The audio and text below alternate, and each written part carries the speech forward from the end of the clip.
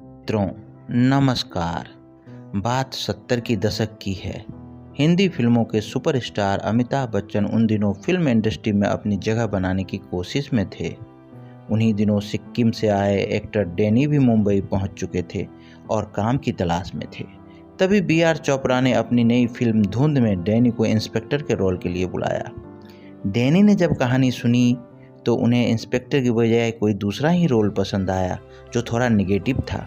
लेकिन डैनी से कहा गया कि उस रोल के लिए तो अमिताभ बच्चन नाम के एक्टर को साइन कर लिया गया है, उसलिए वो इंस्पेक्टर का रोल ही कर ले। 20-21 साल के डैनी ने तब बी आर चोपड़ा जैसे दिग्गज निर्देशक को इंस्पेक्टर वाले रोल करने से मना कर दिया। हालांकि जिन लोगों ने 1973 में रिलीज हुई धुंध फिल्म देखी वो जानते हैं कि वो छोटा सा लेकिन असरदार नेगेटिव रोल आखिरकार डैनी ने ही किया था। फिल्म धुंध से डैनी न सिर्फ मशहूर हुए बल्कि उनका कैरियर भी चल निकला। तब से अब तक डैनी ने अग्निपथ, हम, खुदा गवाह, रोबोट और ऊंचाई जैसे 2 से अधिक फिल्मों में काम किया। 13 फरवरी 1973 में रिलीज हुई धुंध के 50 साल पूरे हो गए हैं और 25 फरवरी को डैनी ने भी अपनी 75वीं सालगिरह मना रहे हैं। कैसे मिला डैनी को ये पहला रोल, उसकी बात करते हैं। वाइल्ड फिल्म्स इंडिया को दिए गए एक लंबे इंटरव्यू में डैनी ने किस्मत के इस खेल के बारे में विस्तार से बताया। डैनी ने कहा था, बात तब से शुरू होती है जब मैं फिल्म इंस्टीट्यूट ऑफ पुणे में पढ़ाई कर रहा था। बी आर चोपड़ा ने मुझसे कहा कि जब पढ़ाई पूरी करके बॉम्बे आना तो मुझसे मिलना। जब बॉम्बे आया तो चोपड़ा जी से मिला, पर उन्होंने कहा कि उस वक्त जो फिल्म वो बना रहे थे उसमें मेरे लिए रोल नहीं बन पा रहा है। फिर जब उन्होंने धुंध फिल्म बनानी शुरू की तो मुझे बुलाया।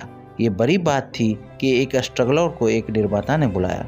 मुझे इंस्पेक्टर का किरदार दिया गया जो लंबा रोल था, लेकिन मेरा दिल कह रहा था कि मैं एक दूसरा किरदार करूं जो कम समय के लिए पर्दे पर आता है और फिर मर जाता है, लेकिन रोल असरदार है।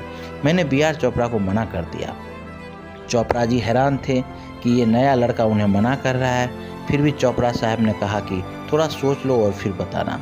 इस बीच हुआ ये कि अमिताभ बच्चन की फिल्म आनंद रिलीज हो गई और वो फिल्म हिट हो गई।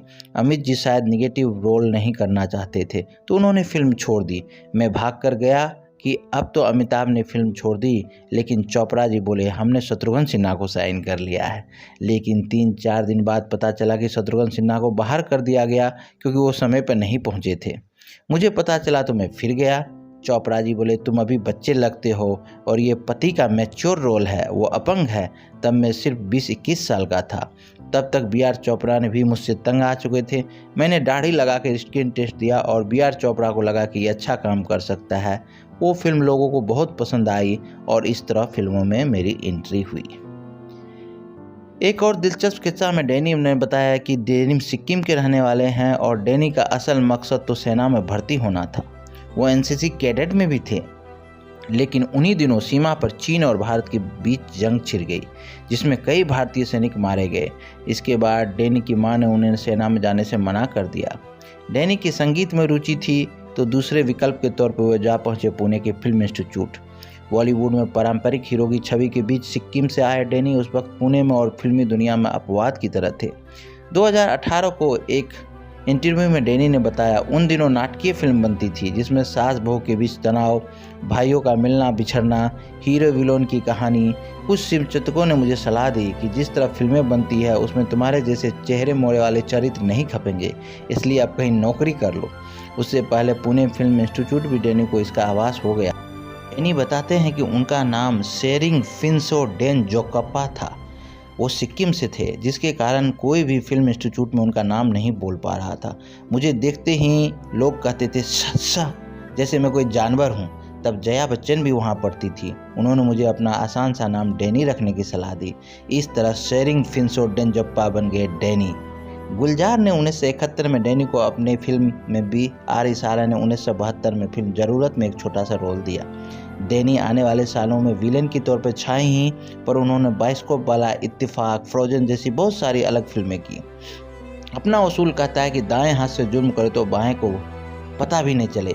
कमज़ोर की दोस्ती ताकतवर के वार को कम कर देती है, इसलिए हम हमेशा ताकतवर से हाथ मिलाते हैं। ऐसे बहुत सारे संवाद हुए जो डैनी ने अपनी फिल्मों में दिए थे। अगर टाइमिंग सही होती तो शोले के गब्बर भी डैनी ही होते।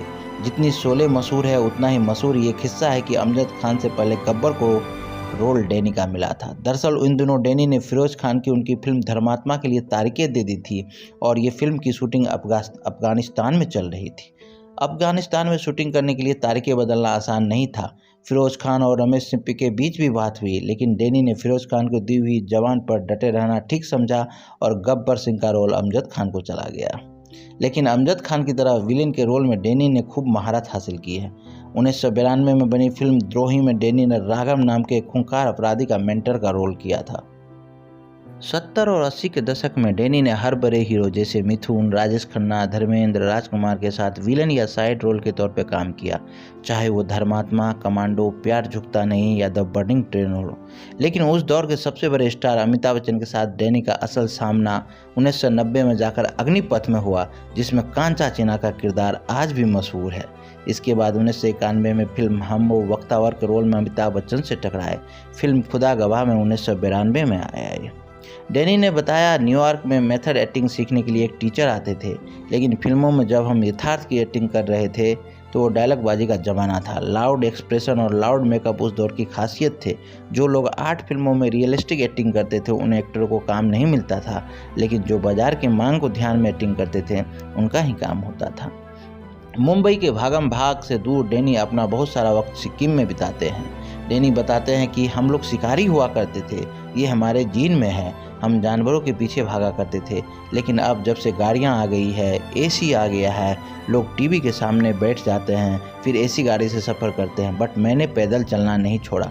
मैं असल ज़िंदगी में भी सिक्किम के जंगलों में मिसेटी या दाव लिए झाड़ काटते हुए पैदल ही निकल पड़ता हूँ, पैरों पर चढ़ जाता हूँ। मेरी सेहत का राज भी यही है। जोगरीला नाम का उनका एक बंगला काफ़ी मशहूर है। उनकी पत्नी सिक्किम की राजकुमारी है। वो सिक्किम में रहकर काफ़ी खुश रहते हैं। डैनी के पिता मोनेस्ट्री में मोंग थे और उनकी परवरिश बड़े शांत वातावरण में हुई थी। जिस तरह के किरदार डैनी सिनेमा में निभाते हैं, उनके घर का माहौल उससे अलग है। वो काफ़ी शांत स्वभाव के हैं। फिल्में न करके भी वो खुश रहते हैं। डैनी के इस जन्मदिन पर उन्हें लाखों बधाइयाँ।